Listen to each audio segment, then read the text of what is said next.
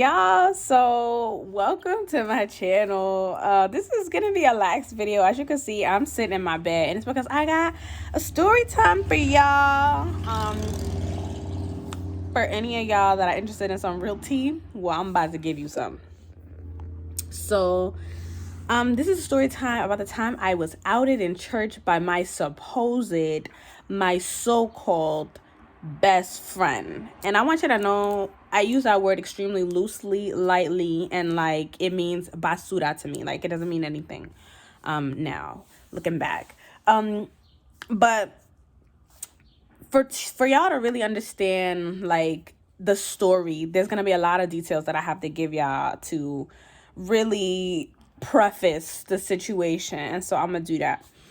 And so at this time, we're going back like 2015, 2016. I was in high school still. Around that time, I decided to date a female. I know I was doing that. Yes, I was. And I hadn't really shared it in the past because I really wasn't ready to share it, but it's a piece of the story, so it's important that you know. And so I was doing that.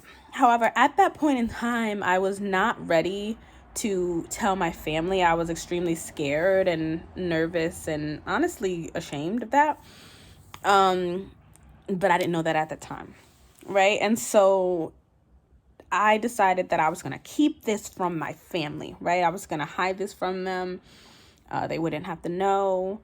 And so I came up with this whole elaborate plan. In doing so, I came across this individual that I went to church with at the time. And we're going to call him Sam, right? It was a Hispanic boy who was my best friend, right? DK best friend. And so Sam and I were close. I would tell Sam everything. Sam would tell me everything too. And we're going to get to that little tea in a second. But around that particular time, I wasn't prepared to tell my family yet, so I hadn't told them. Anyway, me and the girl at the time, we're going to call her Elizabeth, we decide, okay, what we're going to do is she tells me, okay, what you should do is get like some sort of decoy so that we don't get found out or whatever. At the time, there was this boy at my church that I thought was really cute, but I couldn't date him because I was dating someone else, right? So she gives me the green light. She's like, you need to do this so that we don't get caught. Which, thinking back now, is a terrible idea. And I just want to place a disclaimer that is one of the things that I regret in my life. I would never hurt somebody like that or manipulate a situation in that way. And so that's not cool. That is wrong. But I did, right? When you're young, you make dumb choices. Not an excuse, just the truth.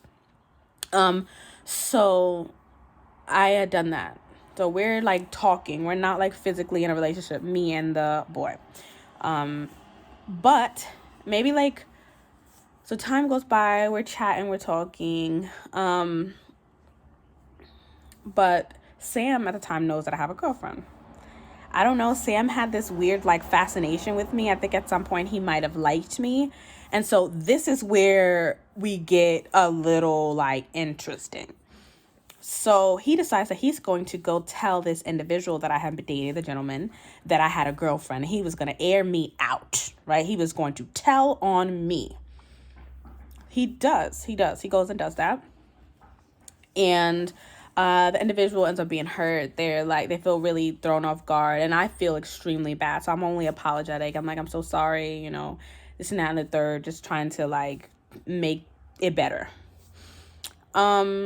He's obviously upset, but he's like, you know what? Okay. People make mistakes, whatever. He's extremely mature. Like to this day, I really give that person kudos. Like they deserve so much out of life, But then what happened was so we're supposed to go on this church trip out to Georgia. So this church that we went to was a mega church. So it had different locations. And so we were going to visit this other location. Now it's interesting, at the time, I had always been like super like a church girl. I had been like involved in the choir and I was on the praise team and this and that and the third. At this time, for some reason, ironically, I decided I was going to take a step back from the praise team and the choir. So I wasn't traveling with those ministries. They were traveling in separate vans by themselves. They were not on the bus. On the bus was me, my mom, and another friend that I am no longer friends with. But we have been friends with this particular friend for a very long time. Come to find out, right? So let's backtrack. A day before we were supposed to go on the trip, my mom calls this individual up, Sam, and it's like, tell me what's going on right now. I demand it. He decides to tell my mom more than she asked for. And he gives dates, details, deadlines. Like, he goes all into the intricacies of what was happening, right? And I get that. Like, on one end, you want to protect your friend because you feel like you're protecting your friend. But on another end, it's just like, do we not live by loyalty? And there were so many things that he had told me that I would never just take it upon myself to reveal to his family. Okay, so he decides to do that. My family is upset. We get into like a big thing. It's a huge thing. They're really angry that I lied about this, and I could have just been transparent about it. We go on this trip. Me, my mom is still upset, extremely upset. And I want to use this time to just publicly apologize to my family for the pain that I put them through with this situation. But I want them to know that I've grown from it.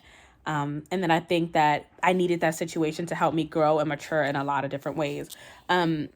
And I think it made us closer as a family. But so that happens. We're on the vacation trip. And this particular individual, Sam, just keeps trying to bring it up. He just keeps trying to make something out of nothing. Now, let me also add that on this trip, my birthday had come up. So the individual that I had been dating, but I upset him because I was dating someone else. He's like trying to get over it. And everybody's throwing me like a surprise party. During the surprise party, Sam is egging on, let's call the boy Jared. Sam is egging on Jared to be upset. Like, no, you shouldn't sing happy birthday because she was doing X, Y, and Z. And I wouldn't do that. And because she was just trying to add on fuel to the fire while my family and friends were trying to celebrate me. So my friends and my family get upset. Like, be quiet, Sam. Like, why are you doing all that? You're doing the most. So I don't know any of this at the time, but that's what's happening. That's what I've been told. That's the information that I've been privy to. So he's doing all of that. Now, I want to add something about the situation. This particular friend, Sam, decided to do all of that, but I had held really deep secrets for Sam, right? Sam had actually confided in me that he was gay. And all of these like experiences and stuff that he had, but he wasn't sure he was ready to tell his family about. And I kept that near and dear to my heart because I lead by loyalty, right? Like, I'm not even saying this person's name and really airing them out when I really could. But I don't even want to give them the power that they don't deserve because you didn't take any of my power, my love. And nobody can make you feel bad about the things that you own. So I'm about to own this right here. True love is accountability. Right? And so I take full accountability for this experience and the role that I played in it. In addition to that, so I held all these secrets for this individual. And I guess what I'm realizing, moral of the story, is sometimes it's easier for someone else to tell your truth than their truth. It's easier to put the light and the camera on you when they don't want it to be shined on them. And I think that's a lot of reasons why he felt like he needed to amplify the situation in one direction more than the other, which is totally cool.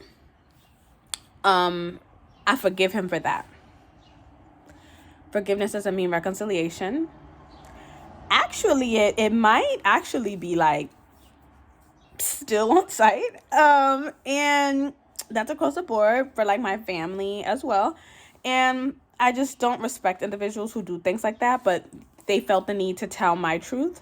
And that's perfectly fine. I think everything in life happens the way you need it to so that you can see people for who they are, right? And I needed to see him for who he was, because the truth is, not every time that you are loyal to someone will they give you reciprocity, right? It doesn't mean that because you're loyal, they're going to be loyal. It don't mean that. You could be loyal, but you could be loyal to a fault. And that's what happened to me. Even still, when he decided to air me out, I was still being loyal. I didn't say nothing about nothing. To this day, I haven't said nothing about nothing. And so then that happened. But then the other friend that was on the bus, let's call her Shayla. Shayla was on a bus with me. Supposedly, Sam had told Shayla about this maybe years in advance, and she just kept it. So I didn't know that this person, Sam, was disloyal to me. But also, now by default, Shayla, you're disloyal to me, and I've known you longer than Sam. We were childhood friends. You were supposed to let me know when someone is out here talking about me, right? And I guess Shayla felt some kind of way because Shayla was really close friends with my sister. So she probably felt like in a position. But I feel like once Sam said something to you, you are in a position. It is time now to open your mouth and to say something so that I know who I'm keeping around me. Because the truth is, my sister told me this, and I agree. Silence is deceit. Silence is deceit. Being silent is just as bad as saying it to someone else. To me, it's still disloyalty. And so, moral of the story, sometimes you could be loyal to people, but they're just not loyal to you, and that's okay. Sometimes you need things to happen in your life to really teach you. Nobody can make you feel bad about the things that you own. Be proud of it. Or don't be proud of it, but learn from it and move on. Don't keep making those same mistakes, and I needed that. I had to grow. And then the last thing is, like, not everybody that you think is your friend, like, from all avenues. But as long as I got my family, I feel good, I feel strong, I feel empowered, and I encourage y'all to feel the same. And so that is the story about how I was outed in church, y'all. Also, that individual actually decided to tell the whole church, so everybody knew in the congregation as well. So everybody knew in the congregation that was the case. Everybody was moving weird. Had lost a ton of friends and mentors and all of that because of his reveal to the world. But I think it just shows you who people are, and I think it shows more about Sam's character than my own, right? Because I was still holding you down while you was being disloyal to me. And so I encourage y'all this week, this month, this year, find out the snakes in the grass and eliminate them. Cut the weed, y'all. Y'all don't cut the weeds. Chip, chip, chip. Let them people go. It ain't worth it. It is not worth it. You don't have to stay loyal to someone if they're not loyal to you. You can move on. You know what I'm saying? And so I just want to thank y'all so much for watching. I hope this answers some questions. I hope this resonates with some of y'all. And yeah, I'm just excited to learn and grow and continue to do that. And so if y'all haven't already, like, comment, subscribe. Let me know what you think in the comments. And yeah, that is that, y'all. And I will see y'all on the next video.